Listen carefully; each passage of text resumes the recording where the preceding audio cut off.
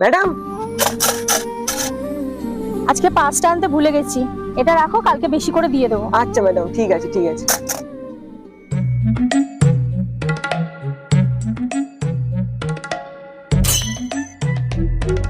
अबे साले।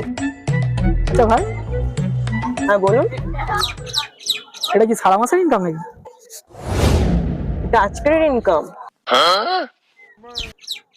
Madam madam দুটো পয়সা দিন না ম্যাডাম, দুটো ভিক্ষা দিন না ম্যাডাম। কিন্তু আমি তো প্রতিদিন ওকেই দিই। আমি তো ওর আজকে থেকে পার্টনার ম্যাডাম, দিন না ম্যাডাম।